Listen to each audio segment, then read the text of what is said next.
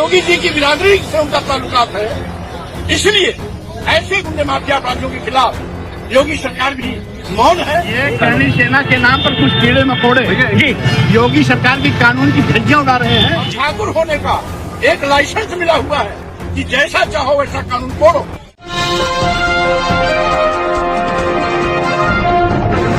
साथियों नमस्कार, मैं हूं नीरज पटेल और आप देख रहे हैं नेशन जनमत। नेशन जनमत अमूमन कहता है जो लोग हिंदू राष्ट्र और कट्टर हिंदुत्व की बात करते हैं उनका असली मकसद ब्राह्मण राष्ट्र और अपने जाति के वर्चस्व की पुनर्स्थापना करना है। यह मैं किस आधार पर कह रहा हूं? रायबरेली में एक घटना होती है। उत्तर प्रदेश की राजनीति के कद्दावर नेता, 5 बार के विधायक, 1 बार के एमएलसी, 3 सरकारों में कैबिनेट मंत्री रहे स्वामी प्रसाद मौर्य जी पर तथाकथित हिंदुत्व के 2 ठेकेदार पीछे से वार करते हैं माला पहनाने के बहाने। हालांकि उनको स्वामी प्रसाद जी के समर्थकों द्वारा खूब कूटा जाता है, लहूलुहान हो जाते हैं। उनमें से एक हमलावर रोहित द्विवेदी खुद को करणी सेना का सदस्य बताता है। हालांकि करणी सेना का नाम इस्तेमाल कर रहा है या वास्तव में उसका सदस्य है, इसकी भी पोल खोलूंगा। लेकिन पुलिस बताती है कि दोनों शख्स के नाम रोहित द्विवेदी और शिवम यादव हैं। अब आप कहेंगे, जब हमलावर रोहित द्विवेदी खुद को करणी सेना का सदस्य बता रहा है, स्वामी प्रसाद मौर्य खुद कह रहे हैं कि करणी सेना द्वारा उन पर हमला किया गया है, तो फिर ब्राह्मण राष्ट्र और ब्राह्मणवाद की बात आ कहां से गई?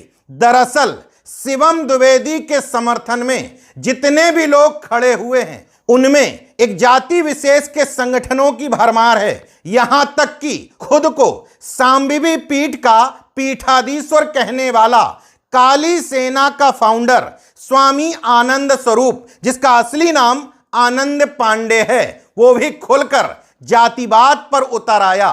खुद को हिंदू राष्ट्र का समर्थक कहने वाला आनंद पांडे कितना बड़ा हिंदू है इसकी पोस्ट से समझ में आता है। पहली पोस्ट, रामचरितमानस को फाड़ने वाले धर्मद्रोही स्वामी प्रसाद मौर्य को किसी पराक्रमी नौजवान ने थप्पड़ दिया है। काली सेना ऐसे पराक्रमी को सम्मानित करेगी और 51,000 नगद इनाम देगी। धर्मद्रोही की एक ही सजा, थप्पड़ का मजा, थप्पड़ का मजा। इसी के बाद दूसरी पोस्ट आती है, काम कोई पराक्रमी ब्राह्मण ही कर सकता है। रोहित द्विवेदी पर गर्व है मुझे, जिस मां ने शेर को पैदा किया उसे सत सत नमन। आज चंद्रशेखर तिवारी आजाद की याद दिला दिया। मतलब हिंदू राष्ट्र की बात करने वाला एक तथाकथित स्वामी रोहित द्विवेदी को कट्टर हिंदू नहीं लिख रहा, बल्कि ब्राह्मण होने पर गर्व है। चंद्रशेखर आजाद जैसे क्रांतिकारी की जाति बताते हुए चंद्रशेखर तिवारी लिख रहा है। अब जरा सोचिए, हमलावर शिवम यादव तो हिंदू धर्म बचाने का ठेका लिए घूम रहा था, लेकिन आनंद पांडे लिख रहे हैं कि रोहित द्विवेदी पर गर्व है, एक ब्राह्मण ही ऐसा काम कर सकता है। मतलब शिवम यादव कौन? खामखा बेगानी शादी में अब्दुल्ला दीवाना। जिन लोगों को अभी भी बात समझ में नहीं आ रही वो जरा एक खबर देख लें। संतों ने बनाया हिंदू राष्ट्र का प्रारूप। इस खबर में स्पष्ट तौर पर लिखा गया है कि हिंदू राष्ट्र का संविधान बनाने के लिए एक निर्माण समिति गठन की गई है और इस समिति का अध्यक्ष यही स्वामी आनंद स्वरूप उर्फ आनंद पांडे है। और हिंदू राष्ट्र का जो नया संविधान का प्रारूप बनाया गया है उसमें स्पष्ट तौर पर लिखा गया है, हिंदू विधि का अंतिम व सर्वोच्च उद्देश्य वर्णाश्रम व्यवस्था की पुनर्स्थापना है और कर्म आधारित वर्ण व्यवस्था को विधिक रूप दिया जाएगा।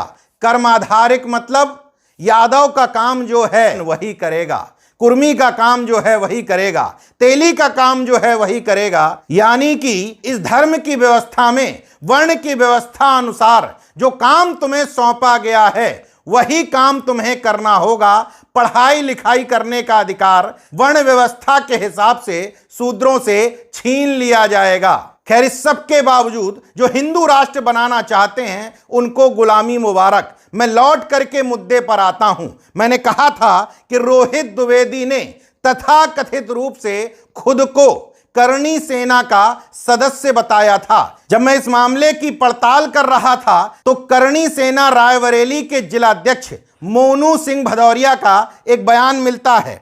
मैं और मेरी पूरी टीम कप्तान साहब से मिलकर अभी लौटी है। स्वामी प्रसाद मौर्य जी पर हमला एक कायराना हरकत है जिसकी मैं कड़े शब्दों में निंदा करता हूं। उस घटना से मैं और मेरी टीम का कोई लेना देना नहीं, जिसके गवाह खुद कप्तान साहब हैं। जो भी इस हमले में शामिल है उस पर कड़ी कार्रवाई हो।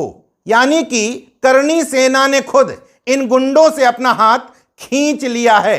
दूसरी तरफ जब मैं रोहित द्विवेदी की फेसबुक पोस्ट पर गया तो वहां कहीं भी इसने अपने आप को करणी सेना का सदस्य नहीं लिखा है, बल्कि अपने फेसबुक प्रोफाइल में लिखता है विश्व हिंदू रक्षा परिषद का जिला मंत्री, बजरंग दल अवध प्रांत और गौ रक्षक खुद को बता रहा है। तो सवाल ये उठता है कि जो शख्स खुद बजरंग दल से, विश्व हिंदू परिषद से और तथाकथित रूप से अपने आप को गौ रक्षक कहता है, उसकी क्या मजबूरी है कि वो अपने आप को करणी सेना का सदस्य बताए। दरअसल पिछले कई मामलों में, जिसमें समाजवादी पार्टी के सांसद रामजी लाल सुमन का भी मामला है, करणी सेना ने जब जब तलवारें लहराई, जब जब गुंडई करने की कोशिश की, उसको सीएम के सजाती संगठन होने का लाभ मिला और उस पर कोई कार्रवाई नहीं हुई।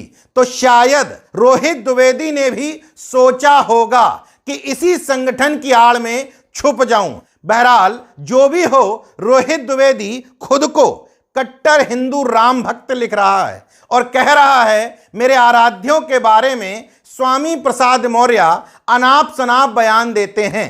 तो नेशनल जनमत का सबसे पहला सवाल, तमाम धर्म रक्षक कहते हैं कि उनका ईश्वर सर्वशक्तिमान है। तो अगर ईश्वर के बारे में कोई अनाप शनाप बोल रहा है तो ईश्वर खुद उसको सजा देने में सक्षम होंगे। अगर वास्तव में वो सर्वशक्तिमान है तो ईश्वर के बारे में कोई बोल रहा है तो इन बीच के बिचौलियों को आने की क्या जरूरत है?